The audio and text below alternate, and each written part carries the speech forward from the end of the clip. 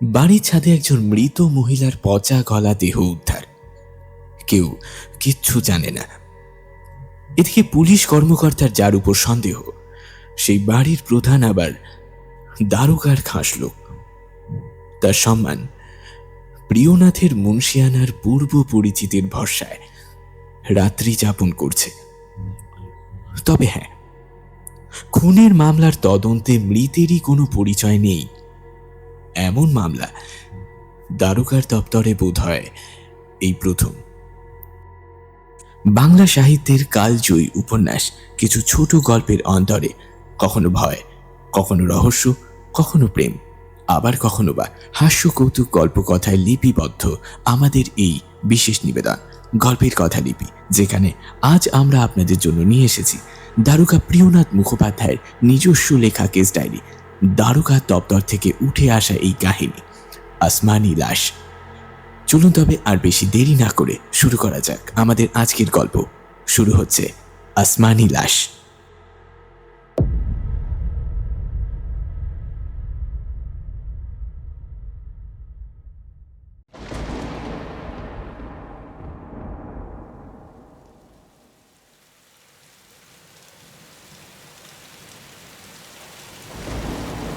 বর্ষাকাল, সারাদিন আকাশে সূর্যের ঠিক মতো দেখা মেলেনি। যেন বিষণ্ণ মনে বিকেল গড়াতেই তিনি মেঘের আড়ালে হারিয়ে গেছে। সেই সুযোগে অন্ধকার দ্রুত চারদিক ঢেকে ফেলেছে। এরই মধ্যে টিপটিপ বৃষ্টি পড়ছে, আর মাঝে মধ্যেই আকাশ কাঁপিয়ে বজ্রের গর্জন শোনা যাচ্ছে। সেই ভয়ঙ্কর গর্জনে মানুষের মনেও আতঙ্ক ছড়িয়ে পড়ছে একটু একটু করে। মনে হচ্ছে যেন এই বুঝি মহাপ্রলয় নেমে আসলো। এমনই এক ভয়াল সন্ধ্যায় আমি থানার ভিতরে আমার ঘরে একা বসে প্রকৃতির এই রূপ দেখছিলাম আর নানান কথা চিন্তা করছিলাম। হঠাৎ দেখি একজন লোক দৌড়তে দৌড়তে থানার ভিতরে ঢুকল। বৃষ্টিতে তার সমস্ত কাপড় ভিজে একাকার কাণ্ড। থানায় ঢুকেই সে প্রথমে খোঁজ করলো আমি আছি কিনা। জানতে পারল যে আমি উপস্থিত আছি। তখন দ্রুত আমার ঘরে এসে আমার হাতে একটি চিঠি দিয়ে চুপচাপ দাঁড়িয়ে রইল। আমি চিঠিটা খুলে পড়তে শুরু করলাম। বুঝলাম এটি কলকাতার এক ধনী ভদ্রলোকের লেখা, যিনি আমার পূর্ব পরিচিত। তবে তার নাম আমি প্রকাশ করব না, কারণ যে ঘটনার বর্ণনা আজ দিতে চলেছি তার মধ্যে এমন কিছু লজ্জাজনক গোপন বিষয় রয়েছে যেটা প্রকাশ করলে তাকে অযথা সমাজের সামনে অপমানিত করা হবে। তাছাড়া তিনি আমার অত্যন্ত পরিচিত মানুষ। যাই হোক, চিঠিটি পড়ে আমি বিশেষ কিছুই বুঝতে পারলাম না। চিঠি বাহককে জিজ্ঞেস করলাম, কিন্তু সেও কোনো উত্তর দিতে পারল না, অথবা হয়তো ইচ্ছে করেই তখন কিছু বলতে চাইল না। চিঠিতে লেখা ছিল, আমি ভীষণই বিপদে পড়েছি। এই চিঠি পাওয়া মাত্র চিঠি বাহককে সঙ্গে নিয়ে এখানে চলে আসবে। এখানে এলে সব কিছু জানতে পারবে। সংক্ষেপে বলছি, আমি অত্যন্ত সংকটের মধ্যে আছি। সংকট? চিঠিটি পড়ে আমার মনে হলো ভদ্রলোক নিশ্চয়ই ভীষণ বিপদে পড়েছেন। তা না হলে তিনি একজন প্রতিষ্ঠিত ধনী মানুষ হয়েও আমাকে এভাবে জরুরি চিঠি লিখবেন কেন? আমাদের মধ্যে যথেষ্ট পরিচয় ছিল ঠিকই, কিন্তু এর আগে তিনি কখনো এমনভাবে আমাকে চিঠি লেখেননি। নানা কথা ভেবে আমি সঙ্গে সঙ্গেই প্রায় সেখানে যাওয়ার সিদ্ধান্ত নিলাম। একটি ভাড়ার ঘোড়ার গাড়ি ডেকে এনে চিঠিবাহককে সঙ্গে নিয়ে রওনা দিলাম তার বাড়ির উদ্দেশ্যে। বাবুর বাড়ির সামনে পৌঁছে দেখি গোটা সদর বাড়িতে পুলিশে ভর্তি। উচ্চপদস্থ অফিসার থেকে শুরু করে কনস্টেবল পর্যন্ত, দেশি বাঙালি এমনকি ইংরেজ অফিসারও উপস্থিত। এত পুলিশ একসঙ্গে দেখে বুঝতে আর বাকি রইল না যে এখানে নিশ্চয়ই বড় ধরনের কোনো ঘটনা ঘটেছে। তা না হলে এক জায়গায় এত পুলিশ জড়ো হওয়ার কোনো কারণ নেই। এই কথা ভেবে গাড়ি থেকে নেমে বাড়ির ভিতরে ঢুকলাম। সেখানে উপস্থিত প্রায় সবাই আমাকে চিনতেন। আমাকে দেখেই একজন সিনিয়র অফিসার অবাক হয়ে বললেন, এত তাড়াতাড়ি তুমি এখানে কিভাবে এলে? তোমার সাহায্য চেয়েতেও মাত্র 10 মিনিটও হয়নি, চিঠি পাঠিয়েছি। এরই মধ্যে তুমি কিভাবে পৌঁছে গেলে? উত্তরে আমাকে মিথ্যে বলতে হলো। কেন বলতে হলো তা আজও ঠিক ব্যাখ্যা করতে পারবো না। তবে শ্রোতাদের মধ্যে যদি কোনো পুলিশ কর্মকর্তা থেকে থাকেন তাহলে তিনি নিশ্চয়ই এই মিথ্যের কারণটা বুঝতে পারবেন। সাধারণ মানুষের কাছে বিষয়টি ব্যাখ্যা করা সম্ভব নয়, তাই এই প্রসঙ্গে আর না হয় কিছু বললাম না। আমি বললাম, আমি অন্য একটা কাজে বাইরে গিয়েছিলাম, ফেরার পথে দেখি আপনারা সবাই এখানে। ভাবলাম নিশ্চয়ই নতুন কোনো ঘটনা ঘটেছে, তাই কি হয়েছে দেখতে চলে এলাম। তিনি বললেন, যাই হোক, এসেছো ভালোই হয়েছে, এখন আর ফিরে যাওয়ার দরকার নেই। বরং একবার ভালো করে চেষ্টা করে দেখো কোনো সূত্র বের করতে পারো কি না। পরিস্থিতি দেখে মনে হচ্ছে সহজে এই ঘটনার রহস্য ভেদ করা যাবে না। একদিকে বড়লোকের বাড়ি, অন্যদিকে তদন্ত শুরু হওয়ার পর থেকেই 4-5 জন উকিল আমাদের পিছু পিছু ঘুরছেন। তার উপর যাদের কাছে সবচেয়ে গুরুত্বপূর্ণ তথ্য পাওয়ার সম্ভাবনা, তারা সবাই অন্দরমহলের মহিলা। ফলে তাদের সরাসরি জিজ্ঞাসাবাদ করাও সম্ভব হচ্ছে না। আমাদের যা করার ছিল আমরা করেছি, এবার তুমি চেষ্টা করে দেখো। তুমি তো অনেক জটিল মামলারই তদন্ত করেছো, এমনকি কোনো সূত্র না থাকা মামলাতেও সফল হয়েছো। দেখা যাক এই ঘটনারও কোনো কিনারা করতে পারো কিনা। এই বলে তিনি আমাকে একটি বড় টিনের ডাবল লক করা বাক্স দেখিয়ে বললেন, যাও, আগে ওই বাক্সটা ভালো করে দেখো, তারপর আমরা এখনো পর্যন্ত যা জানতে পেরেছি সব তোমাকে জানাবো। এমন সময় উপরতলা থেকে একজন দারোয়ান এসে আমাকে বলল, আগে বাবু বৈঠকখানায় আপনার জন্য অপেক্ষা করছেন। তিনি আপনাকে সেলাম জানিয়েছেন এবং বলেছেন আগে যেন তার সঙ্গে একবার দেখা করেন, তারপর এই ঘটনার তদন্তে হাত দেন। দারোয়ানের কথা শুনে আমি বললাম, তুমি বাবুকে বলো আমি একবার আগেই বাক্সটা দেখে নিই, তারপর তার কাছে যাচ্ছি, কেমন? আমার কথা শুনে দারোয়ান একটা লম্বা সেলাম ঠুকে সেখান থেকে চলে গেল। আমি সেই টিনের বাক্সটার কাছে এগিয়ে গেলাম। কাছে গিয়ে দেখলাম এটি একটি বড় ডাবল টিনের বাক্স, প্রায় 4 ফুট লম্বা, 2.5 ফুট চওড়া এবং 2.5 ফুট উঁচু।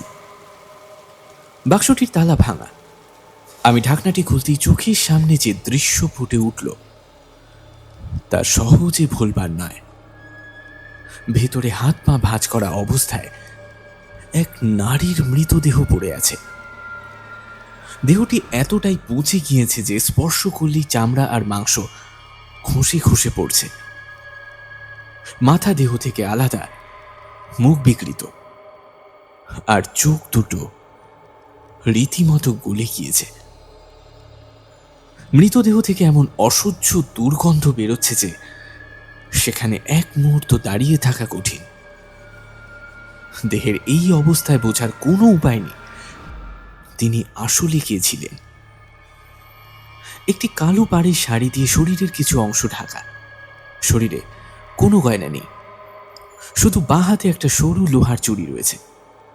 সবকিছু ভালো করে দেখে আমি আবারও সেই প্রধান পুলিশ কর্মকর্তার কাছে গিয়ে গেলাম। তিনি জিজ্ঞেস করলেন, কি দেখলে? দেখলাম তো মহাশয়, কিন্তু মৃতদেহের অবস্থা এমনই যে সেটি কার তা চিহ্নিত করাই প্রায় অসম্ভব। আর মৃতের পরিচয় যদি নাই জানা যায় তাহলে তদন্ত এগোবে কিভাবে? যাই হোক, এই মৃতদেহের ঘটনা কি? এটি কোথায় পাওয়া গিয়েছে? প্রধান কর্মকর্তা বললেন, মৃতদেহ সহ এই বাক্সটি বাবুর বাড়ির অন্দরমহল থেকে উদ্ধার করা হয়েছে। আর বাড়ির লোকেরা কি বলছেন? আমি প্রশ্ন করলাম।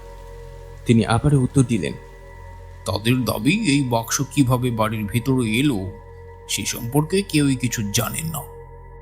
বাড়ির কোনো মহিলা কি নিখোঁজ? প্রধান কর্মকর্তা মাথা নেড়ে বললেন,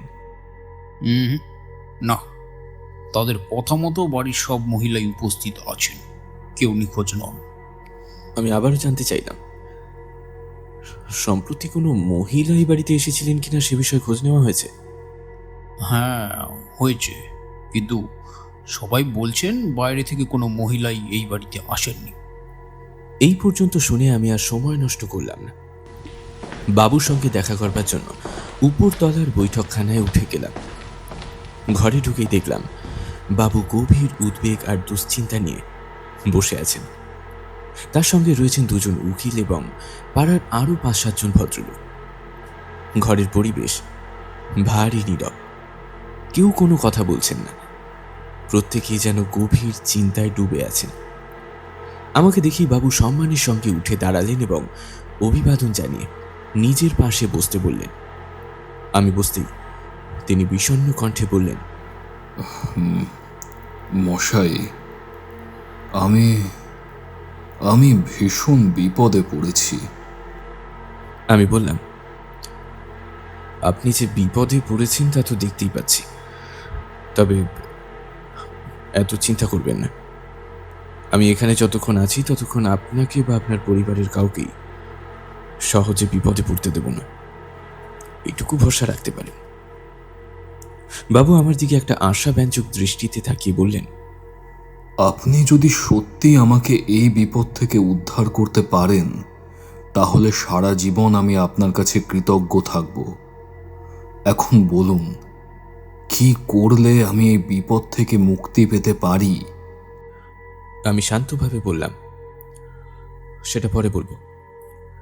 দেখুন, আপনার জন্য যথাসাধ্য চেষ্টা অবশ্যই করব, কিন্তু তার আগে পুরো ঘটনাটা আমায় জানতে হবে। এখনো পর্যন্ত আমি কিছুই তেমন বিস্তারিত জানি না, তাই সব কথা না শুনে কোনো পরামর্শ দেওয়াটা সম্ভব নয়। বাবু আমার কথা একটু দীর্ঘশ্বাস ফেলে বলতে শুরু করলেন,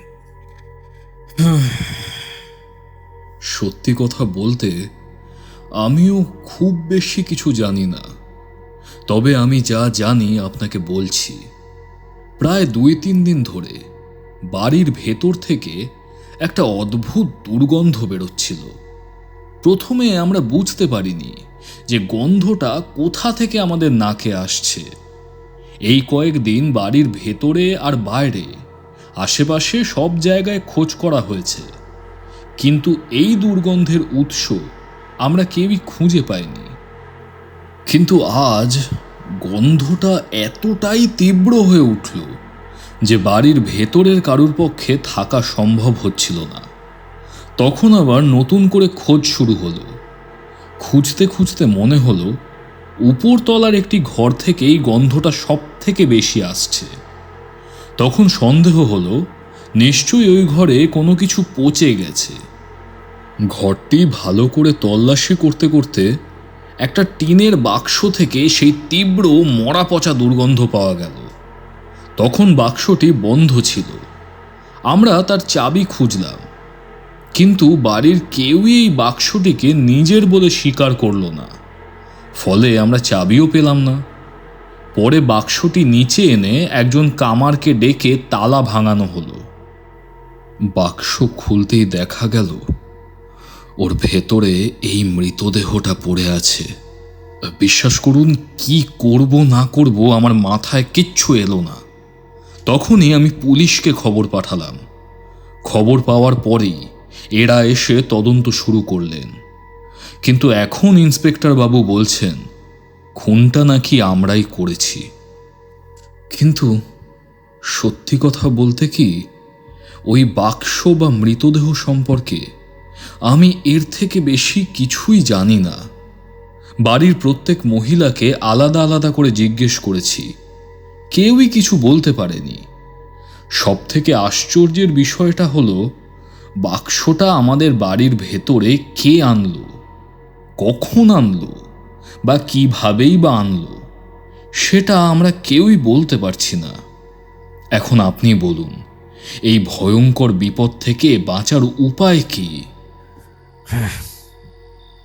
আপনাকে আগে কয়েকটি প্রশ্ন করতে চাই, আশা করি এতে আপনি বিরক্ত হবেন না। বাবু আমার কথায় মৃদু হেসে বললেন, আপনি পুলিশের কর্মকর্তা হলেও আমি আপনাকে শুধু সেই পরিচয়ে দেখি না, এ কথা আপনি নিশ্চয়ই জানেন। তাই আপনার প্রশ্নে রাগ করার আমার কোনো কারণ নেই। আমাদের পরিচয়টা অনেক দিনের, এ কথা ঠিক, তবু আপনার পারিবারিক বিষয় নিয়ে কখনো কিছু জানতে চাইনি। আজ তদন্তের স্বার্থে সে সম্পর্কেই কয়েকটি প্রশ্ন করতে চাই। হ্যাঁ হ্যাঁ, অবশ্যই।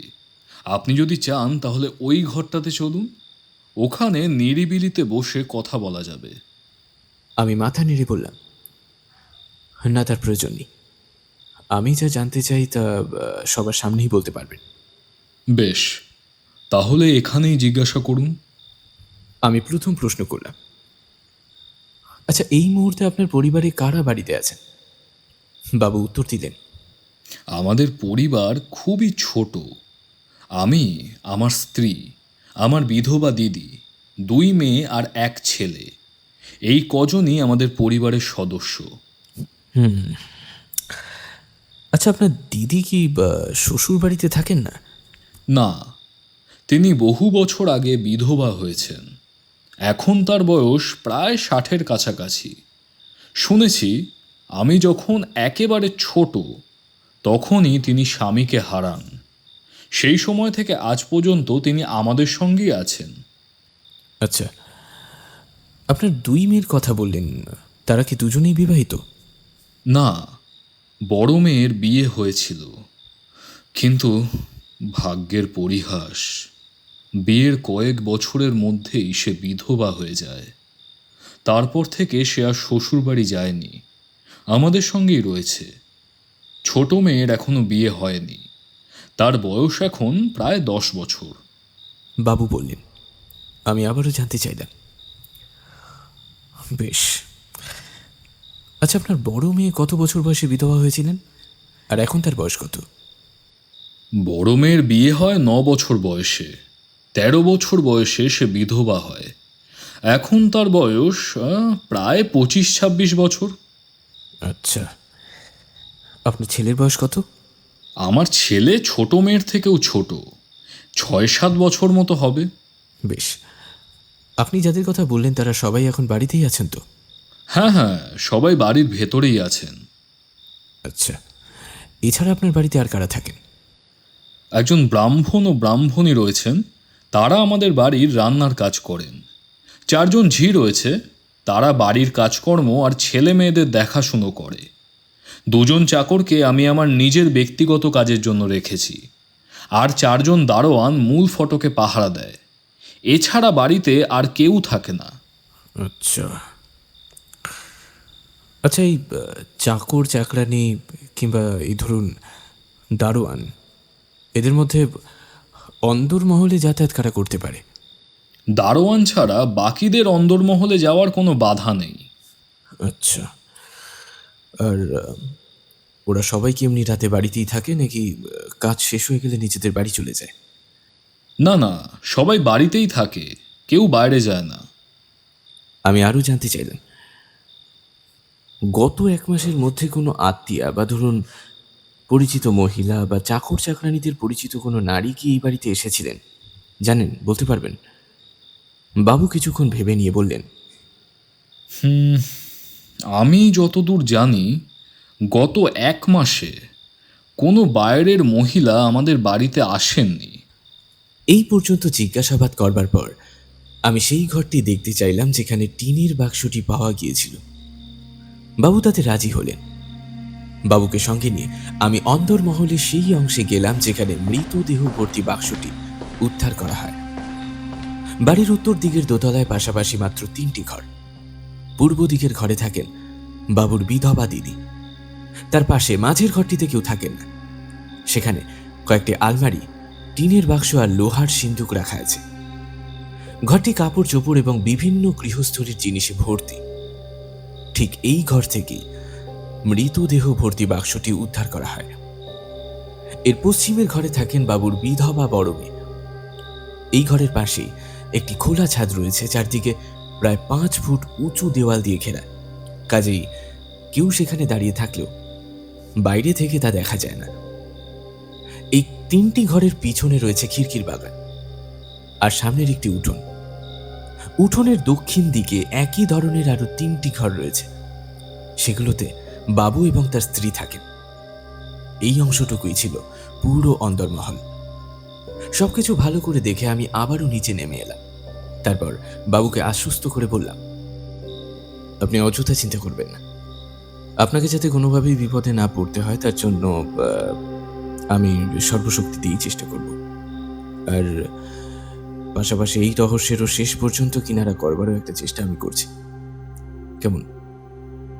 দেখলাম আমার কথা শুনে বাবুর মুখে কিছুটা স্বস্তির ছাপ ফুটে উঠল। তিনি বারংবার অনুরোধ করতে লাগলেন যেন আমি তাকে এই বিপদ থেকে উদ্ধার করি। আমি যথাসাধ্য সাহায্য করবার আশ্বাস দিয়ে নিচে নেমে এলাম, যেখানে অন্য পুলিশ কর্মকর্তারাও বসেছিলেন। আমিও তাদের সঙ্গে গিয়ে বসলাম। আমি লক্ষ্য করতে চাইলাম এই রহস্যের তদন্তে তারা কে কিভাবে এগোচ্ছেন। কিছুক্ষণ নীরবে বসে দেখলাম সবার অবস্থাই আমারই মতো। কেউই কোনো নির্দিষ্ট সূত্র খুঁজেই পাচ্ছেন না। সবাই যেন অন্ধকারে হাতড়ে বেড়াচ্ছে। কি করা উচিত, কোন দিক থেকে তদন্ত শুরু করা উচিত, কেউই নিশ্চিত নন। কিছুক্ষণ পর আমি বাড়ির বাইরে বেরিয়ে চারপাশটা একবার ঘুরে দেখলাম। তারপর বাড়ির পিছনের বাগানে গেলাম। বাগান জুড়ে ভালো করে তল্লাশি চালালাম। পুরনো ঝোপঝাড়, লতা গুল্ম সব খুঁটিয়ে দেখলাম, কিন্তু এমন কিছুই চোখে পড়ল না যা থেকে সামান্য সন্দেহেরও জন্ম নিতে পারে। বাগানের উত্তরে কয়েকটি বাড়ি ছিল। সেখানে গিয়ে দেখলাম জায়গাটা আমার পরিচিত। 4-5 দিন আগে এইখানে একটি শিথিল চুরির মামলার তদন্তে এসেছিলাম।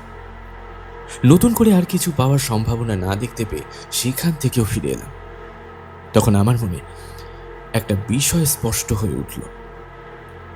খুনটা কে করেছে তার আগে জানতে হবে মৃতদেহটি কার।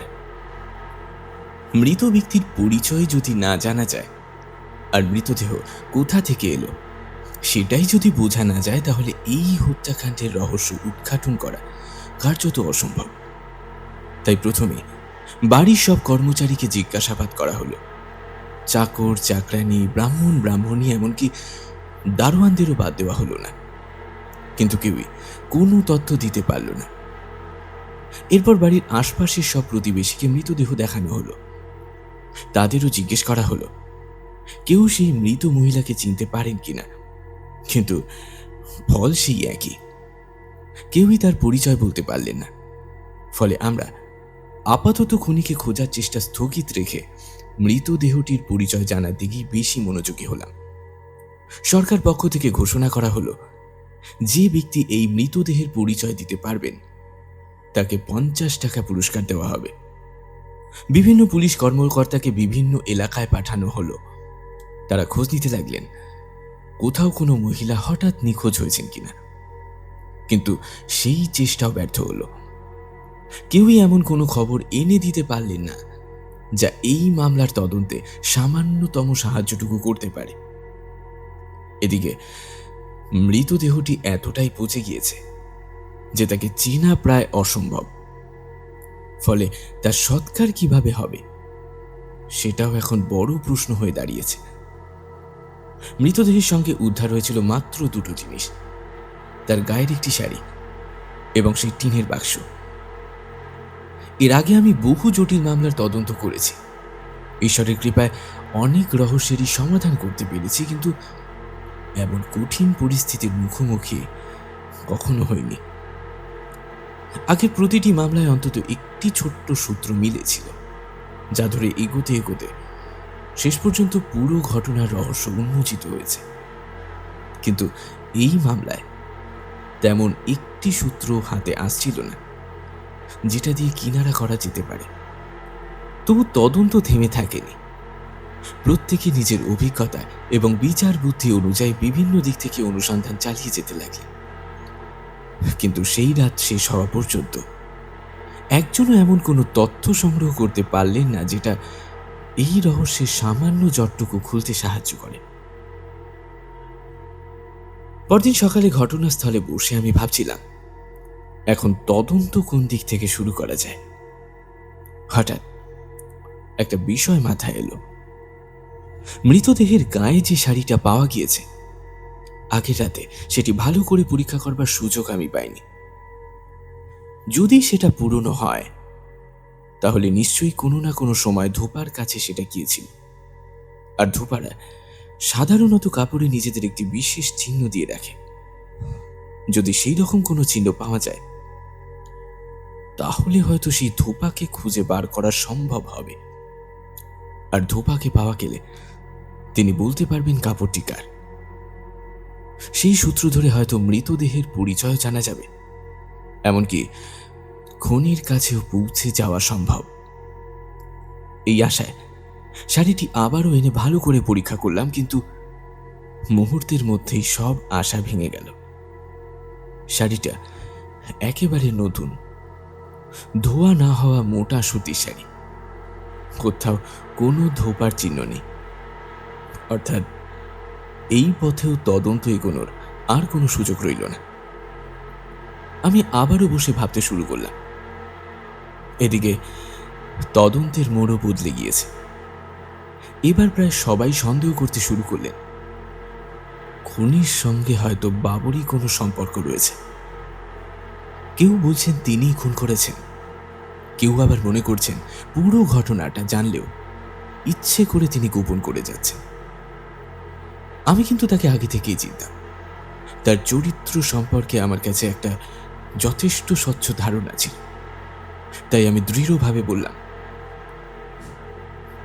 দেখুন, কেন বুঝতে পারছেন না এই কাজ বাবুর পক্ষে করা সম্ভব নয়? কিন্তু আমার কথা কেউ গুরুত্ব দিল না। সবাই মনে করলেন আমি ব্যক্তিগত পরিচয়ের কারণে তাকে নির্দোষ ভাবছি। ফলে তদন্তের সব চাপ গিয়ে পড়ল বাবুর উপর। তাকে নানা দিক থেকে একের পর এক প্রশ্ন করা হতে লাগলো। আমার বিষয়টা একেবারেই ভালো লাগলো না। আমি সেখান থেকে উঠে বাড়ির ঝি চাকরানিদের কাছে গেলাম। ভাবলাম হয়তো তাদের মধ্যে কেউ অজান্তেই এমন কিছু বলে ফেলবে যেটা তদন্তের কাজে লাগতে পারে। প্রথমে কামিনী নামে এক ঝিকে আলাদা করে ডেকে নিয়ে জিজ্ঞাসাবাদ শুরু করলাম। বাড়ির সদস্যদের চরিত্র কেমন, কার সঙ্গে কার সম্পর্ক কেমন, সব জানতে চাইলাম। কিন্তু সে প্রত্যেকেরই প্রশংসাই করল। সবাইকে ভালো মানুষ বলেই জানালো সে। তারপর বলল, গত 10-15 দিনের মধ্যে বাড়িতে আমার বা অন্য কারো কোনো আত্মীয় আসেনি। শুধু প্রায় 1 মাস আগে বামাঝের নাতনি 2 দিনের জন্য এসেছিল, পরে অন্য কোথাও চাকরি পেয়ে চলে যায়। কামিনীর জিজ্ঞাসাবাদ শেষ করে তাকে একটু দূরে দাঁড় করিয়ে বামাকে ডাকলাম। প্রথমে বামাও তেমন কিছু বলল না। তখন আমি ইচ্ছে করে একটা চাল খেললাম। বললাম, বামা, দেখো, আর মিথ্যে কথা বলে কোনো লাভ নেই। কামিনী কিন্তু সব কথা স্বীকার করেছে। তুমি তোমার নাতনিকে মেরে সেই বাক্সে ভরে রেখেছিলে, কি তাই তো? চুপ করে থেকো না, উত্তর দাও। সত্যি? আমার কথা শুনে বামা রেগে আগুন হয়ে গেল। প্রথমে সে কামিনীকে অকথ্য ভাষায় গালাগাল দিল। আমার নাতনি তো 1 মাস আগে এসে মাত্র 2 দিন ছিল, তাই বলে আমি তাকে মেরে ফেলেছি? আর কামিনীর নিজের বোন যে 7 দিন আগে এখানে এসেছিল, সে কথাটা বলতে ওর মনে নেই? এই বলেই দুজনার মধ্যে প্রচণ্ড ঝগড়া বেঁধে গেল। আমি চুপচাপ দাঁড়িয়ে তাদের ঝগড়া শুনতে লাগলাম। আশ্চর্যের বিষয়, এত তর্ক বিতর্কের পরেও কামিনী একবারের জন্য স্বীকার করল না যে তার বোন কয়েকদিন আগে এই বাড়িতে এসেছিল। এই আচরণে আমার মনে তার প্রতি প্রবল সন্দেহ জন্মালো। আমি সঙ্গে সঙ্গে অন্য পুলিশ কর্মকর্তাদের সব কথা জানালাম। শুনে তারাও বিস্মিতই হয়েছেন। মুহূর্তের মধ্যে তদন্তের কেন্দ্রবিন্দু বদলে গেল। বাবুকে ছেড়ে সবাই এবার কামিনীকে জেরা করতে শুরু করলেন। এদিকে বামা বাড়ি থেকে বেরিয়ে গেল। কিছুক্ষণ পর সে নিজের নাতনিকে সঙ্গে নিয়ে ফিরে এসে বলল, এই যে মহাশয়, আমার নাতনিকে হাজির করলাম। এবার কামিনীও তার বোনকে এনে দেখাক দেখি। এত কিছুর পরও কামিনী নিজের বোনের এই বাড়িতে আসবার কথা সম্পূর্ণ অস্বীকার করল। বাড়ির অন্য চাকর চাকরানিদের জিজ্ঞাসা করা হলো, কিন্তু কেউই বলল না যে কামিনীর বোনকে তারা দেখেছে। তবে একজন গুরুত্বপূর্ণ সাক্ষী সামনে এলেন। দারোয়ান রাম সিং বললেন, প্রায় 7 দিন আগে এক মহিলা এসে কামিনীর সঙ্গে দেখা করতে চেয়েছিলেন। আমি কামিনীকে ডেকে দিই। কামিনী তাকে নিয়ে বাড়ির ভিতরে ঢুকে যায়, কিন্তু পরে ওই মহিলাকে আর বাইরে বেরোতে দেখিনি। বামার মুখ থেকে বেরিয়ে আসা একটি মাত্র কথাই গোটা তদন্তের মোড় ঘুরিয়ে দিয়েছে। এবার আর বাবুকে নয়, সবাই সন্দেহের চোখে দেখতে লাগলেন কামিনীকে। তাকে বারংবার জিজ্ঞাসাবাদ করা হলো, কিন্তু সে কেবলই একটি কথাই বলতে লাগলো, তার কোনো বোন এখানে আসেনি। বাবা এবং রাম সিং দুজনাই মিথ্যে কথা বলছে। শেষ পর্যন্ত সিদ্ধান্ত নেওয়া হলো, প্রথমে খোঁজ নেওয়া দরকার কামিনীর সত্যি কোনো বোন আছে কিনা, থাকলেও তিনি কলকাতায় এসেছিলেন কিনা, আর এখনই বা সে কোথায় আছে। খোঁজ নিয়ে জানা গেল কামিনীর বাড়ি মেদিনীপুর জেলার ছোট্ট একটা গ্রামে। সেখানে তদন্তের জন্য একজন পুলিশ কর্মকর্তাকেও পাঠানো হলো। আমরা এদিকে কলকাতায় তদন্ত চালিয়ে যেতে লাগলাম। প্রায় 1 সপ্তাহ পর সেই কর্মকর্তা ফিরে এলেন। তিনি জানালেন, অনেক খোঁজাখুঁজির পর অবশেষে কামিনীর গ্রামের বাড়ি খুঁজে পাওয়া যায়। সেখানে গিয়ে দেখা যায় দুটি ছোট কুঁড়েঘর তালাবন্ধ অবস্থায় পড়ে আছে। গ্রামবাসীদের কাছ থেকে জানা গেল, প্রায় 6 মাস আগে কামিনী একবার গ্রামে এসেছিল। প্রায় 1 মাস থেকে আবারও সে কলকাতায় ফিরে যায়। আরও জানা গেল, কামিনী সুন্দরী নামে এক বোনও ছিল, কিন্তু বিয়ের পর গত 10 বছর ধরে সে আর বাপের বাড়িতে আসেনি। তার স্বামীর নাম রামহরি। তার বাড়ি সেই গ্রাম থেকে প্রায় 20 ক্রোশ দূরে। পুলিশ কর্মকর্তা সেখানে গিয়ে জানতে পারেন, কয়েকদিন আগে সুন্দরী গ্রামের আরো কয়েকজন মহিলার সঙ্গে গঙ্গা স্নানের উদ্দেশ্যে কলকাতায় এসেছিলেন। ফেরার সময় অন্য সব মহিলারা গ্রামে ফিরে যান, কিন্তু সুন্দরী আর ফেরেননি। সঙ্গে থাকা মহিলারা জানান, কলকাতার ভিড়ের মধ্যে তারা সুন্দরীকে হারিয়ে ফেলেছিলেন। পরে অনেক খোঁজাখুঁজি করেও তাকে আর খুঁজে পাওয়া যায়নি। এই খবর পেয়ে রামহরি নিজেও দীর্ঘদিন স্ত্রীর খোঁজ করে বেড়াচ্ছিলেন। পুলিশ কর্মকর্তা তাকে সঙ্গে করেই কলকাতায় নিয়ে এলেন। রামহরি কামিনীকে দেখে চিনে ফেললেন। তিনি বললেন, এ আমার স্ত্রীর দিদি। বছরে 1-2 বার আমাদের বাড়িতে আসেন, মাঝে মধ্যে চিঠিও লেখেন। সবাই যখন শুনল যে সুন্দরী কলকাতায় এসেছিলেন, তারপর আর বাড়ি ফেরেননি, তখন স্বাভাবিকভাবেই কামিনীর প্রতিক্রিয়ার দিকে সবার নজর গেল। কিন্তু আশ্চর্যজনকভাবে তাকে একটু বিচলিত হতে দেখা গেল না। বোন নিখোঁজ এ খবর শুনেও তার চোখে এক ফোঁটা জল আমি দেখতে পাইনি, বরং সে অস্বাভাবিক রকমের শান্তই রয়েছে। এই আচরণে তার প্রতি সন্দেহটা যেন আরো গভীর হয়েছে। মামলার তদন্তকারীদের মনে সন্দেহ জন্মেছিল ঠিকই, কিন্তু সেই সন্দেহ প্রমাণ করবার মতো আর কোনো উপায় ছিল না। মৃতদেহের সৎকার ইতিমধ্যেই হয়ে গিয়েছে। রামহরি যদি মৃতদেহটি দেখতে পেতেন, তাহলে হয়তো বলতে পারতেন যে সেটি তার স্ত্রীর দেহ কিনা, কিন্তু সেই সুযোগও আর ছিল না।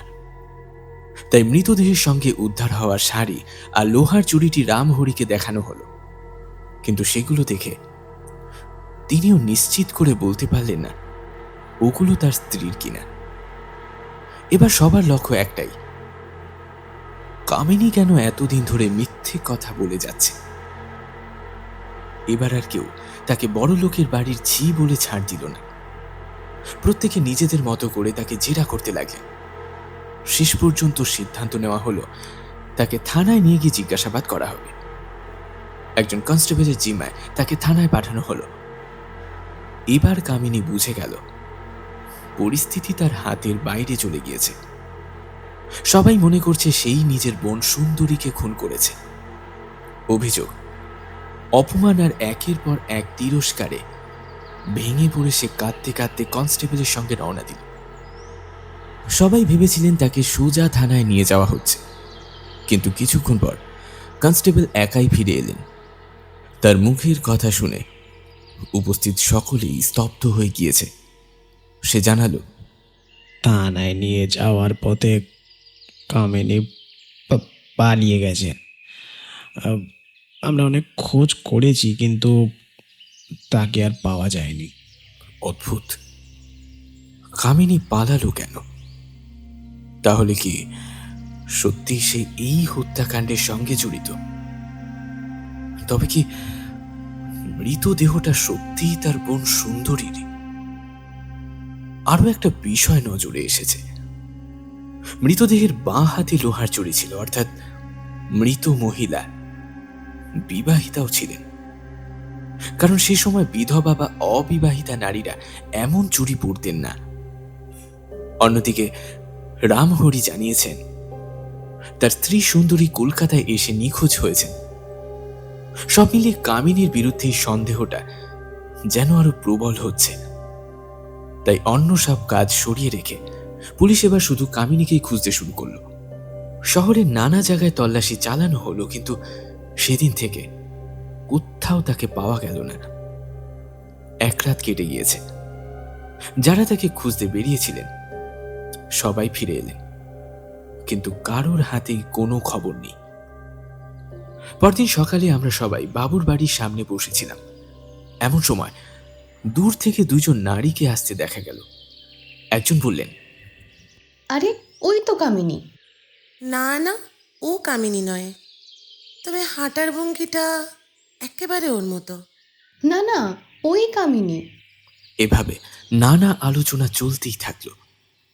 তারপর দুজন কাছে আসতেই সব সন্দেহ দূর হয়ে গেল। সত্যিই তাদের একজন কামিনী, আর তার সঙ্গে থাকা ঘোমটা দেওয়া মহিলাকে দেখেই রামহরি চিৎকার করে উঠলেন, ওই আমার স্ত্রী, ওই সুন্দরী। মুহূর্তের মধ্যেই সবাই হতবাক। কিছুক্ষণ কারোর মুখে কোনো কথা নেই। আমি কামিনীকে জিজ্ঞেস করলাম, প্রথম দিন থেকে তুমি মিথ্যে কথা বলে যাচ্ছিলে কামিনী। প্রমাণ থাকা সত্ত্বেও তুমি স্বীকারই করলে না যে তোমার বোন এখানে এসেছিল। তারপর সবাই যখন তোমাকে ভুল বুঝলো, খুনি ভাবলো, তখন তুমি কনস্টেবলের কাছ থেকে পালিয়ে এলে, আর আজ সেই বোনকেই সঙ্গে নিয়ে ফিরে এলে এখানে। কামিনী, এসবের মানে কি? আমার উদ্দেশ্য যাই হোক, আপনারা সবাই ঠিকই করে ফেলেছিলেন যে আমি আমার বোনকে খুন করেছি। এখন আমি তাকে আপনাদের সামনে এনে দাঁড় করিয়ে দিয়েছি। এবার তো আপনাদের সন্দেহ দূর হয়েছে। একটু থেমে সে আবারও বলল, আমার বোনকে নিয়ে আমার মনে কি ছিল, কি উদ্দেশ্য ছিল, সেটা আপনাদের জানার দরকার নেই। আর আমি কেনই বা তা বলবো? তার উত্তর শুনে আমরা কেউই আর কিছু বলতে পারলাম না, বরং নিজেদের ভুল বুঝতে পেরে একরকম লজ্জিতই বোধ করলাম। আমি শুধু বললাম, ঠিক আছে, যাও, তোমরা বাড়ির ভিতরে যাও। কামিনী ও সুন্দরী একসঙ্গে বাবুর বাড়ির ভিতরে চলে গেল। পরদিন রামহরি স্ত্রীকে নিয়ে নিজের গ্রামে ফিরে গেলেন। আমরা আবারও মূল হত্যাকাণ্ডের তদন্তে মন দিলাম। তবে আমার মনে একটা প্রশ্ন থেকেই গেল, কামিনী এত মিথ্যে বলল কেন? পরে আমি সেই রহস্যের উত্তর জানতে পেরেছিলাম, কিন্তু সেটি প্রকাশ করা আমার বোধহয় সমীচীন হবে না। শুধু এটুকু বলতে পারি, কামিনীর উদ্দেশ্য ছিল নিজের বোন সুন্দরীর সম্মান নষ্ট করা এবং তার জীবন ধ্বংস করে দেওয়া। ঘটনাচক্রে তদন্তের এই গোলমাল না হলে সে হয়তো নিজের সেই সুপরিকল্পনা, বা বলা যেতে পারে কুপরিকল্পনা, সফলও করতে পারত। বাবুর বাড়ির উত্তর দিকে যে বাড়িগুলোর কথা আগে বলেছি, তাদের একটি ছিল রামগোপাল বিশ্বাসের। রামগোপাল কলকাতায় থাকতেন না, তিনি ময়মোহন সিংহ অঞ্চলে ঠিকাদারির কাজ করতেন। কলকাতার বাড়িতে থাকতেন শুধু তার বৃদ্ধা মা এবং যুবতী স্ত্রী। রামগোপাল বছরে 2-3 বার বাড়িতে এসে কয়েকদিন থেকে আবারও কাজে ফিরে যেতেন। এবারও প্রায় 1 সপ্তাহ আগে তিনি বাড়ি ফিরেছিলেন। পাড়ায় শোনা যাচ্ছিল এবার তিনি স্ত্রীর জন্য কিছু সোনার গহনা এনেছেন। আগের তুলনায় অনেক বেশি টাকাও সঙ্গে এনেছেন তিনি বাড়ি ফেরার 2-3 দিনের মধ্যেই এক রাতে তাদের বাড়িতে শীত কাটা হলো। রাতের বেলা ঘুমিয়ে থাকার সময় শীত কাটার শব্দে তার ঘুমটা ভেঙে যায়। তিনি বুঝতে পারলেন বাড়ির পিছনের দিক দিয়ে চোর ঢোকার চেষ্টা করছে। তবু তিনি কোনো চিৎকার করলেন না। শান্তভাবে শুয়ে থেকে মনে মনে পরিকল্পনা করতে লাগলেন। চোরটা ঘরে ঢুকলেই তাকে হাতে নাতে ধরবে। কিছুক্ষণ পর শীত কাটা শেষ হলো। চোর খুব সাবধানে প্রথমে 2 পা ভেতরে ঢোকাতেই রামগোপাল বিছানা থেকে লাফিয়ে উঠে তার 2 পা শক্ত করে চেপে ধরলেন।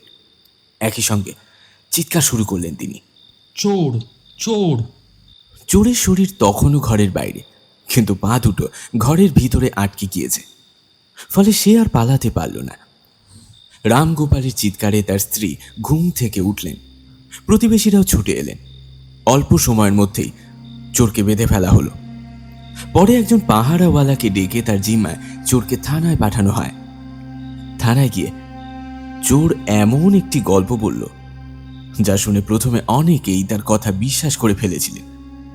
অবশ্য সেই বক্তব্য সত্যি কি মিথ্যে, তার তদন্তের দায়িত্ব শেষ পর্যন্ত আমার উপরেই পড়ে। আর সেই কারণে আমি কয়েকদিন আগে এই এলাকায় এসেছিলাম এবং এখনকার অবস্থার সঙ্গে আমি আগেই পরিচিত ছিলাম। চোর আদালতে নিজের সাফাইয়ে বলেছিল, রামগোপাল বাবু বেশিরভাগ সময় বাড়িতে থাকেন না। প্রায় 5 বছর আগে একদিন কোনো কাজে তাদের বাড়িতে গিয়েছিলাম। সেদিনই প্রথম তার স্ত্রীকে দেখি। তারপর তার দোষেই হোক বা আমার দোষেই হোক, আমাদের মধ্যে অবৈধ সম্পর্ক গড়ে ওঠে। সেই থেকে প্রায় প্রতি রাতেই আমি তার সঙ্গে দেখা করতে যেতাম। যেদিন ধরা পড়ি সেদিন জানতাম না যে রামগোপাল বাবু বাড়িতে ফিরেছেন। তাই অন্য দিনের মতো সোজা ঘরের ভেতর ঢুকে পড়ি। ঢুকেই দেখি তিনি সামনে দাঁড়িয়ে। তিনি সব বুঝে আমাকে মারধর করেন। তারপর আমাকে বেঁধে রেখে নিজেই বাড়ির পিছনে একটি শীত কাটেন। পরে সবাইকে বলেন আমি নাকি শীত কেটেছি। বলুন তো, এমন উজ্জ্বল জ্যোৎস্নার রাতে কোনো চোর কখনো শীত কাটে? তদন্ত করে দেখা গেল রামগোপাল যা বলেছেন তার প্রতিটি কথাই সত্য। আর চোর প্রাণ বাঁচানোর জন্য যে গল্প বানিয়েছিল তার একটিও সত্যি নয়। মামলাটি সত্যি প্রমাণিত হওয়ার পর চোরকে বিচারের জন্য ম্যাজিস্ট্রেটের আদালতে পাঠানো হলো। এই মামলার সবচেয়ে গুরুত্বপূর্ণ সাক্ষী ছিলেন রামগোপাল বিশ্বাস স্বয়ং, কিন্তু হঠাৎই অসুস্থ হয়ে পড়ায় তিনি নির্ধারিত দিনে আদালতে হাজির হতে পারলেন না। তার সাক্ষ্য অত্যন্ত গুরুত্বপূর্ণ হওয়ার জন্য মামলাটি 15 দিনের জন্য মুলতবি করা হলো। 15 দিন পর আবারও মামলা শুনানি শুরু হয়। সেদিন রামগোপাল আদালতে নিজে উপস্থিত হলেন। পাড়ার অনেক লোকও এসেছিলেন চোরের কি শাস্তি হয় তা দেখবার জন্য। সময় মতো ম্যাজিস্ট্রেট বিচার শুরু করলেন। রামগোপাল সহ আরো কয়েকজন সাক্ষীর জবানবন্দি নেওয়া হলো। এরপর মহেন্দ্রনাথ দাস নামে এক ব্যক্তি সাক্ষ্য দিতে উঠলেন। তদন্তের সময় আমি তাকে দেখিনি। তিনি কি বলবেন তাও আমার জানা ছিল না, তাই কৌতূহল নিয়ে তার সাক্ষ্য শুনতে শুরু করলাম। আপনার নাম? আমার নাম শ্রী মহেন্দ্রনাথ দাস। মহামান্য আদালতকে বলুন আপনি কোথায় থাকেন আর কি করেন। রামগোপাল বিশ্বাসের বাড়ির কাছেই আমার বাড়ি। বড়বাজারের একটি ব্যবসায়িক প্রতিষ্ঠানে কেরানির কাজ করি। আচ্ছা, এই যেদিন চোর ধরা পড়ল সেদিনের ঘটনা আপনার কিছু মনে আছে? হ্যাঁ, খুব ভালোভাবেই মনে আছে। তাহলে শুরু থেকে সমস্ত বিষয়টা খুলে বলুন। প্রায় 15-16 দিন আগের কথা। সেদিন রাত্রে খুব সামান্য একটা বিষয় নিয়ে আমার স্ত্রীর সঙ্গে ঝগড়া হয়।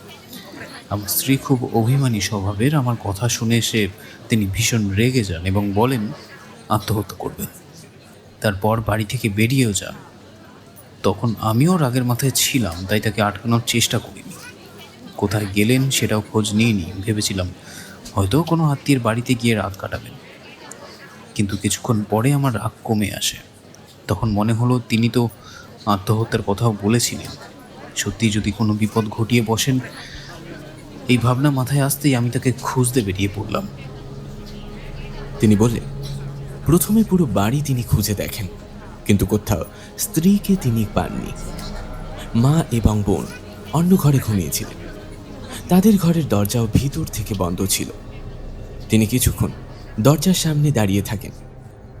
ভাবেন স্ত্রী যদি তাদের কারোর ঘরে গিয়ে থাকেন তাহলে হয়তো কথাবার্তার শব্দ শোনা যাবে, কিন্তু কোনো শব্দই শোনা গেল না। বরং মনে হলো সবাই গভীর ঘুমে আচ্ছন্ন। তখন আমি সত্যি ভয় পেয়ে গেলাম। কি করব বুঝতে পারছিলাম না। একবার ভেবেছিলাম যে মা আর বোনকে ডাকি, কিন্তু কিন্তু লজ্জায় সেটাও করতে পারিনি। তারপর তিনি আবারও গোটা বাড়ি তন্ন তন্ন করে খুঁজলেন। ঘর, রান্নাঘর, এমনকি স্নানাগার, পয়মাল করার স্থান পর্যন্ত তিনি বাদ দেননি। তবে কোথাও স্ত্রীকে তিনি খুঁজে পেলেন না। তিনি আরো বললেন, তখন মনে হচ্ছিল যেন আমার মাথা ঠিকমতো কাজ করছে না। কোথায় খুঁজবো, কি করব, কিছুই বুঝতে পারছিলাম না। এমনকি আবার নিজের ঘরে ফিরে গিয়ে বিছানার উপর, খাটের নিচে, এমনকি বড় একটি বাক্স খুলেও খুঁজে দেখলাম, তবুও স্ত্রীকে পেলাম না। এরপর তিনি আবারও বাইরে বেরিয়ে একই জায়গায় বারংবার তাকে খুঁজতে থাকেন। তবে ফল সেই একই। একসময় তিনি ভেঙে পড়লেন। ভেঙে পড়ে এক জায়গায় বসেও পড়েন। আমি ইচ্ছে করে বসিনি, মনে হচ্ছিল যেন কেউ আমাকে জোর করে সেখানে বসিয়ে দিয়েছে। সেখানে বসে নানা অশুভ চিন্তা তার মাথায় ঘুরতে থাকে। হঠাৎ তার চোখে পড়ল বাড়ির খিড়কির দরজাটার দিকে। জ্যোৎস্নার আলোয় স্পষ্ট দেখা যাচ্ছিল দরজাটি খোলা। মুহূর্তের মধ্যে আমার মনে আশা জেগে উঠল। ভাবলাম হয়তো আমার স্ত্রীর বাইরে কোথাও বসে আছে। আমি দৌড়ে দরজার কাছে গেলাম, হাঁপাতে হাঁপাতে বাইরে বেরোলাম, কিন্তু সেখানে কাউকে পেলাম না। আশেপাশে অনেক খুঁজলাম, পুরো বাড়ির চারপাশ ঘুরলাম, তবুও স্ত্রীকে দেখতে পেলাম না। যে আশাটা এক মুহূর্তের জন্য জেগেছিল সেটাও ভেঙে গেল। নিরুপায় হয়ে তিনি আবারও বসে পড়লেন। তিনি আরো বললেন, তখন খিড়কির দরজার কাছে আমি কতক্ষণ বসেছিলাম তা ঠিক বলতে পারবো না। চারিদিকে তখন উজ্জ্বল জ্যোৎস্না, আমার আশেপাশে সবকিছু স্পষ্ট দেখা যাচ্ছিল। হঠাৎ পাশের বাগানের একটি আম গাছের নিচে কারো বসে থাকার মতো একটা ছায়া দেখতে পেলাম। সাহস করে ধীরে ধীরে এগিয়ে গেলাম। কাছে গিয়ে দেখি যাকে এতক্ষণ পাগলের মতো খুঁজছিলাম সেই আমার স্ত্রী। বাড়ি ছেড়ে বেরোনোর সময় তার মুখে যে রাগ ছিল, এখন তার চিহ্ন নেই, বরং তাকে খুব খুব ভীত মনে হচ্ছিল। আমি কিছু বলতে যেতেই তিনি ইশারায় আমাকে চুপ থাকতে বললেন। তারপর আমার কানের কাছে মুখ এনে কয়েকটা কথা বললেন। এরপর তিনি বাগান থেকে বেরিয়ে সোজা বাড়ির ভেতরে চলে গেলেন। স্ত্রীর কথা শুনে মহেন্দ্রনাথ বিস্মিত হয়ে যান। তিনি বাগানের অন্যদিকেও তাকান, কিন্তু কাউকেই দেখতে পেলেন না। তারপর চোখ যায় সোজা রামগোপাল বাবুর বাড়ির পিছনের দিকে। তখন দেখি আমার স্ত্রী যা বলেছিল তার অনেকটাই সত্যি। একজন লোক সত্যি রামগোপালের বাড়ির পিছনে বসে শীত কাটছে। কিছুক্ষণের মধ্যেই শীত কাটা শেষ হলো। চোর প্রথমে 2 পা ঘরের ভেতরে ঢুকতেই রামগোপাল তাকে ধরে ফেললেন। চারপাশের লোকজন ছুটে এসে তাকে বেঁধে ফেললো। সবকিছু দেখে আমি নিঃশব্দে নিজের বাড়িতে ফিরে এসে দরজা বন্ধ করে দিলাম। মহেন্দ্রনাথের এই সাক্ষ্য শুনে ম্যাজিস্ট্রেট তার কথা বিশ্বাস করলেন। চোরকে দোষী সাব্যস্ত করা হলেও সেদিনই সাজা ঘোষণা হলো না। আরও 7 দিনের জন্য রায় স্থগিত রাখা হলো। কারণ জানা গেল ওই ব্যক্তি এর আগেও 2-3 বার জেল খেটেছে। তার আগের অপরাধের নথি সংগ্রহ করবার জন্য এই সময় নেওয়া। আমার কাছে তখন একটা বিষয় পরিষ্কার হয়ে গেল। মহেন্দ্রনাথ তার স্ত্রীর কাছ থেকে জেনেছিলেন যে চোর রামগোপাল বাড়িতে শীত কাটছে, কিন্তু তার স্ত্রী আর কি বলেছিলেন সেটাই আমার কাছে এখন রহস্য হয়ে রইল। বাগানের অন্য প্রান্তে তিনি কি দেখতে চেয়েছিলেন তাও ঠিক বুঝতে পারলাম না। আরো একটা প্রশ্ন মাথায় ঘুরছিল, স্ত্রী হঠাৎ এত রাগান্বিত অবস্থা থেকে শান্ত হয়ে গেলেন কেন? এই কৌতূহল আমাকে শান্তিতে থাকতে দিল না। সেদিন সন্ধ্যার আগেই আমি একা মহেন্দ্রনাথের বাড়িতে গেলাম। তিনি বাড়িতেই ছিলেন, আমাকে চিনতেন, তাই আন্তরিকভাবে বসতেও বললেন। প্রায় 2 ঘন্টা নানা গল্প করবার পর আমি আসল প্রসঙ্গে এলাম।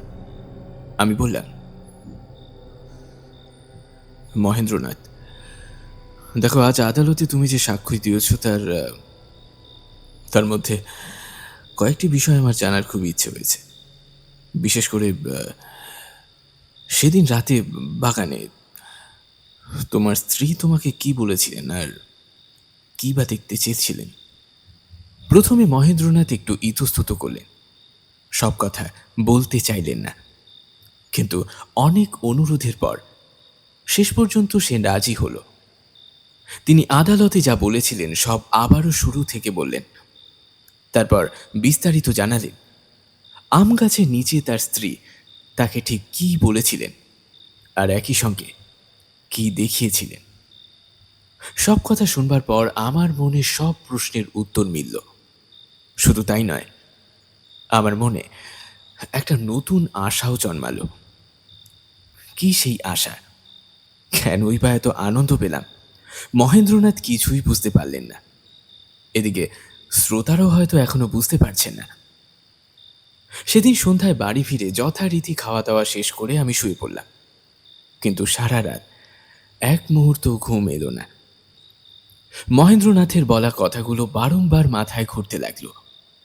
সেই সূত্র ধরে কিভাবে তদন্ত এগোনো যায় সেটাই ভেবে পুরো রাত কেটে গিয়েছে।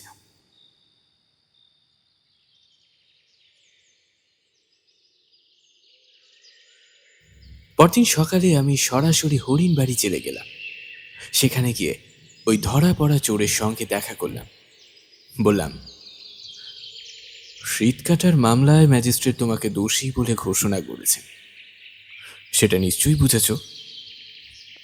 হ্যাঁ, বুঝেছি। এই মামলায় আর আমার রক্ষে নেই। যদি আমি তোমাকে কোনোভাবে বাঁচানোর চেষ্টা করি তাহলে কি তোমার কোনো আপত্তি আছে? আপত্তি নেই, তবে যদি এই মামলার ব্যাপারে কিছু জিজ্ঞাসা করেন তাহলে আমি আর কিছু বলবো না। না, তা বলতে হবে না। আমি এই মামলার বিষয়ে কিছু জানতে চাই না। এমন কিছু জিজ্ঞেস করব না যাতে তোমার ক্ষতি হয়। তাহলে কি জানতে চান? বলছি, আচ্ছা, যেদিন তুমি ধরা পড়েছিলে সেদিন তুমি ওই জায়গায় গিয়েছিলে, এই কথা তো তুমি অস্বীকার করতে পারবে না। চুরি করতে গিয়েছিলে কিনা সেটা আলাদা কথা। গিয়েছিলে তো? চোরটা মাথা নেড়ে বলল। হ্যাঁ, গিয়েছিলাম, কিন্তু চুরি করতে নয়। কেন গিয়েছিলাম সেটা আগেই বলেছি। আমি তখন বললাম, আচ্ছা, সেদিন তুমি যখন সেখানে দাঁড়িয়েছিলে তখন দুজন লোক ওই পথ দিয়ে যাচ্ছিল। তারা তোমাকে দেখে থেমেছিল, তোমার সঙ্গে দু একটা কথাও বলেছিল, তারপর চলে গিয়েছিল। দেখলাম চোরটা সঙ্গে সঙ্গে সতর্ক হয়ে বলল, তাদের কথা কেন জানতে চাইছেন? আবার কি তাদের ডেকে আমার বিরুদ্ধে সাক্ষ্য দেবেন? তোমার বিরুদ্ধে তো ইতিমধ্যেই যথেষ্ট প্রমাণ হয়ে গিয়েছে, নতুন সাক্ষ্যের দরকার নেই। আমি অন্য একটা কারণে তাদের খুঁজছি। যদি আমার ধারণা ঠিক হয় তাহলে হয়তো তোমার উপকার হবে। দেখলাম চোরটা কিছুক্ষণ চুপ থেকে তারপর বলল, আমার ভাগ্যে যা আছে তাই হবে। তবে যদি তাদের নাম জানলে আপনার উপকার হয়, লিখে নিন। একজনের নাম সাতকড়ি দাস আর অন্যজন মাখমলাল দত্ত। শুনে আমি আবারও জিজ্ঞেস করলাম, তারা কোথায় থাকে? যেখানে আমাকে ধরা হয়েছিল তার একটু পূর্বে প্রসন্ন বাড়িওয়ালির বাড়ি আছে। ওরা দুজনেই সেই বাড়ির ভাড়াটে। চোরের কাছ থেকে এই তথ্য নিয়ে আমি ফিরে এলাম। স্নান খাওয়া সেরে আবারও সেই বাবুর বাড়িতে গেলাম, যার বাড়ির অন্দরমহল থেকে মৃতদেহ উদ্ধার হয়েছিল। বাবু বাড়িতেই ছিলেন। তাকে একান্তে ডেকে বন্ধুর মতো কয়েকটি কথা বললাম। সব শুনে তিনি ভীষণই ভেঙে পড়লেন। বারংবার জানতে চাইলেন কি করলে তিনি এই অপমান আর বিপদ থেকে মুক্তি পাবেন। আমি তাকে আশ্বস্ত করে বললাম, আপনাকে আমি এই বিপদ থেকে বার করবার চেষ্টা করব, আপনি দয়া করে ভেঙে পড়বেন না। বলে আমি আবারও অন্দরমহলে যাওয়ার অনুমতি চাইলাম তার কাছ থেকে। তিনি রাজি হলেন। আমরা আবারও সেই ঘরে গেলাম যেখানে টিনের বাক্সটি পাওয়া গিয়েছিল। ঘরটি আরও একবার ভালো করে তল্লাশি চালালাম। নতুন কোনো বস্তু পাওয়া গেল না, তবে একটা জিনিস আমার নজর কেড়ে নিল। সেখানে দুটি মোটা শক্ত দড়ি পড়েছিল। প্রতিটি দড়ির এক প্রান্তে প্রায় 1 হাত লম্বা রুলের মতো মোটা কাঠের টুকরো বাঁধা ছিল। এরপর আমি সেই ছাদে গেলাম যার কথা আগে বলা হয়েছে। সেখানে একটি উঁচু কাঠের বেঞ্চ পড়েছিল। বেঞ্চটি টেনে প্রাচীরের পাশে এনে তার উপর দাঁড়ালাম। সেখান থেকে প্রাচীরের ওপার অর্থাৎ বাগানের অনেকটা অংশ স্পষ্ট দেখা যাচ্ছিল। আমি ভালো করে লক্ষ্য করলাম দেখলাম প্রাচীরের বাইরের দিকে কয়েক জায়গায় বালির উপর লম্বা দাগ পড়ে আছে। বেশিরভাগ দাগই প্রাচীরের মাথা থেকে শুরু হয়ে নিচের দিকে নেমে গিয়েছে। এই দাগগুলো দেখে আমার মনে একটা নতুন সন্দেহ জাগলো। সব দেখে আমরা নিচে নেমে এলাম। বাবু গভীর চিন্তায় বৈঠকখানায় গিয়ে বসলেন, আর আমি সেখান থেকেই বেরিয়ে পড়লাম। প্রসন্ন বাড়িওয়ালির দুটি বাড়ি ছিল। একটিতে থাকতেন সাতকড়ি দাস, অপরটিতে মাখনলাল দত্ত। মাখনলাল একা থাকতেন, তিনি রেলওয়েতে চাকরি করতেন। অন্যদিকে সাতকড়ি নিজের স্ত্রী বিরাজকে নিয়ে থাকতেন, তিনিও রেলওয়ের কর্মচারী। দুজনাই সকাল 10টার মধ্যে কাজে বেরিয়ে যেতেন এবং সন্ধে 6টার আগে ফিরতেন না। সারা দিন বাড়িতে একাই থাকতেন সাতকড়ির স্ত্রী বিরাজ।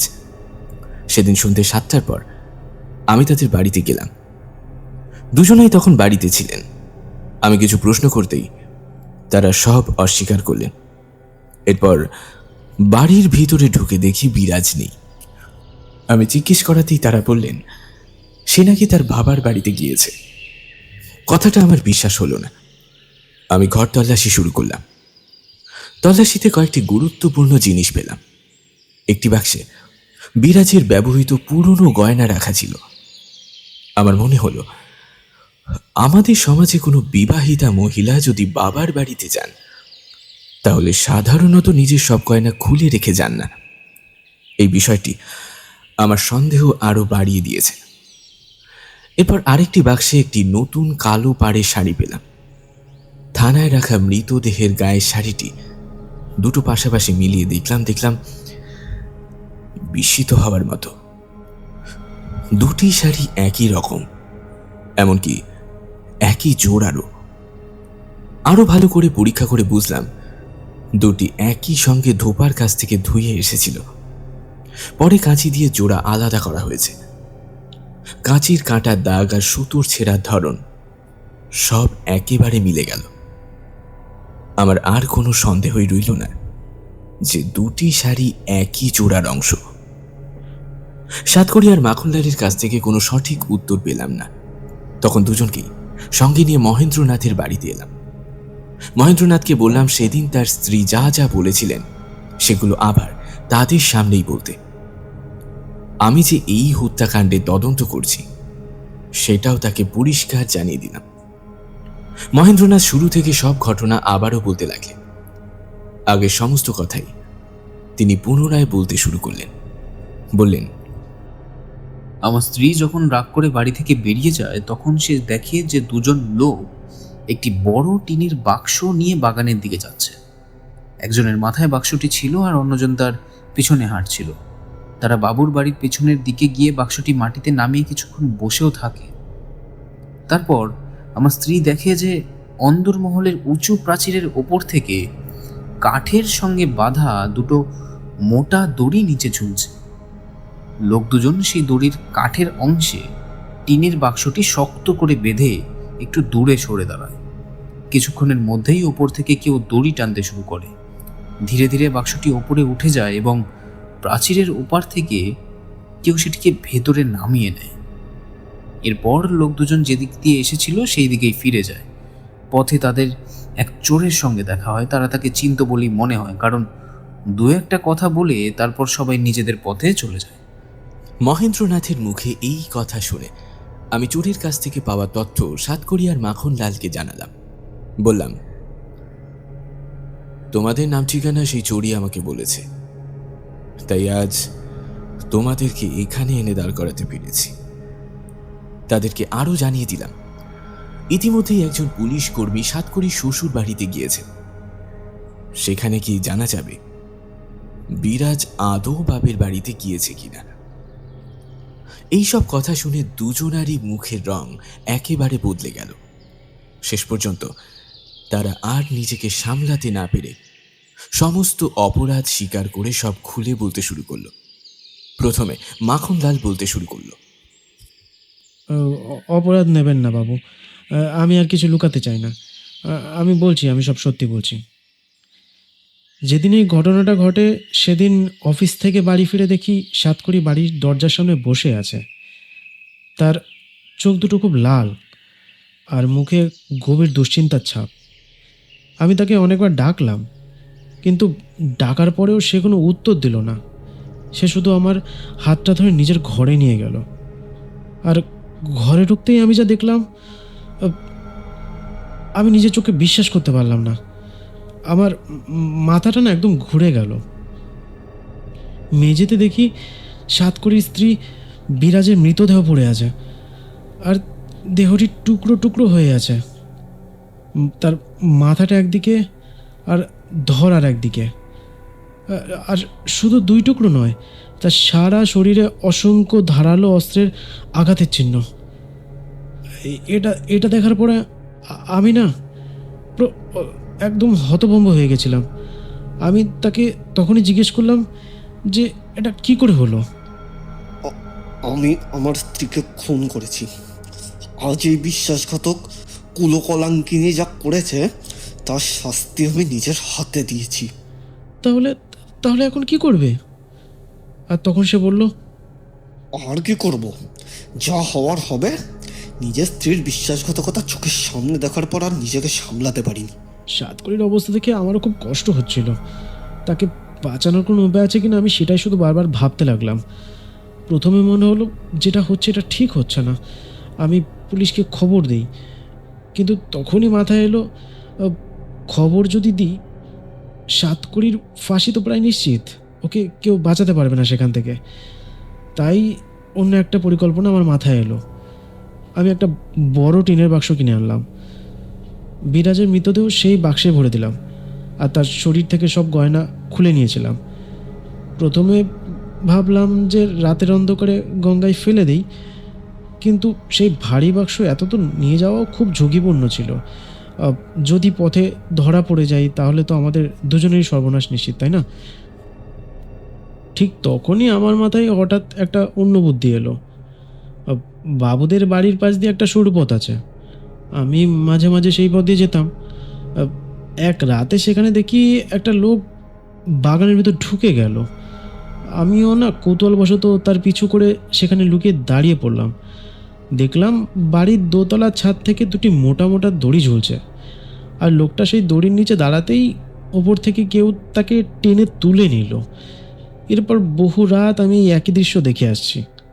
আর ঠিক তখনই আমার মাথায় পরিকল্পনা আসে, যদি এই মৃতদেহ ভর্তি বাক্সটা ওই দড়িতে বেঁধে উপরে তুলে দেওয়া যায় তাহলে সমস্ত দোষ তার ঘাড়ে গিয়ে পড়বে।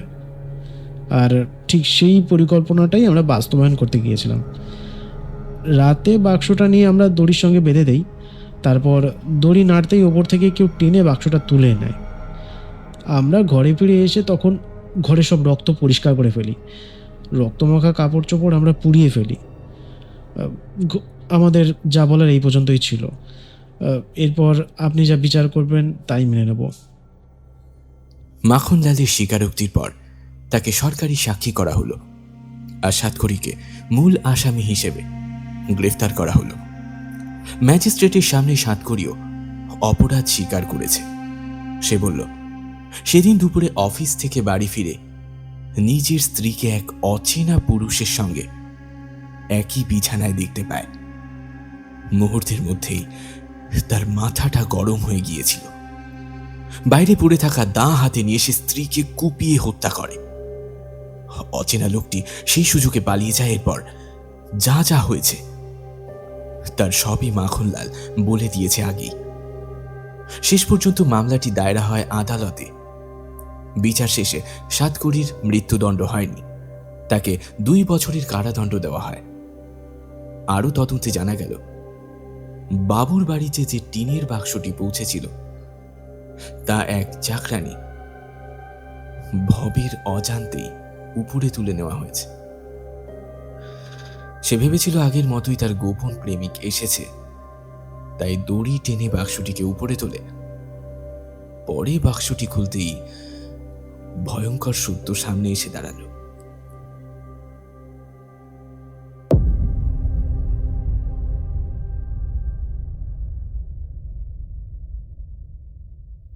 বাড়ির ছাদে যে মৃত মহিলার পচা গলা দেহ উদ্ধার হয়, তদন্তে শেষে তার নাম আমরা আজকের গল্প আসমানি লাশে ঠিকই পেয়েছি।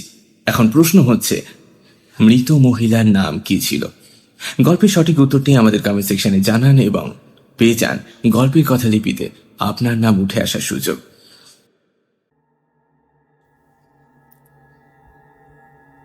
শুনছিলেন আসমানি লাশ। আমাদের আজকের গল্পে জমিদার এবং উকিলের ভূমিকায় রোহনদেব, মহেন্দ্রনাথ এবং পুলিশ কর্মকর্তার চরিত্রে অরুণাভ, কামিনীর কণ্ঠে রিঙ্কি দেবী, বামা এবং রামহরির কণ্ঠে সায়ন এবং সুমন, মাখনলাল এবং কনস্টেবল রায়ান ওরফে শুভ্রজিৎ, চোর এবং সাতকড়ির পাশাপাশি অন্যান্য চরিত্রে শিবম এবং অমৃতা। সবশেষে গল্পকথক, গল্পের সূত্রধারের পাশাপাশি প্রধান চরিত্র দ্বারকা প্রিয়নাথ এবং দারোয়ান রাম সিংয়ের কণ্ঠে আমি অনিক। আমাদের আজকের গোটা গল্পে আবহ সঙ্গীতে বিশেষভাবে সাহায্য করেছে কথালিপি প্রোডাকশনস। আমাদের টেকনিক্যাল হেড রাজীব। আমাদের আজকের গল্প যদি আপনাদের ভালো লেগে থাকে তাহলে লাইক, কমেন্টস এবং শেয়ার করতে ভুলবেন না। দিনের শেষে চ্যানেলটিকে অতি অবশ্যই সাবস্ক্রাইব করে বেল আইকনটি প্রেস করে নিন, যাতে আমাদের নিবেদন সরাসরি পৌঁছে যেতে পারে আপনাদের কাছে। এখন আমরা শুধু ইউটিউবে নই, রয়েছি স্পটিফাইতেও, তাই ইউটিউবের পাশাপাশি স্পটিফাইতেও ফলো করতে ভুলবেন না। দেখা হচ্ছে আগামী সপ্তাহে নতুন কোনো গল্পকে সঙ্গী করে। ততক্ষণ পর্যন্ত সুস্থ থাকুন এবং গল্পের কথা লিপিকে অফুরান ভালোবাসা দিন।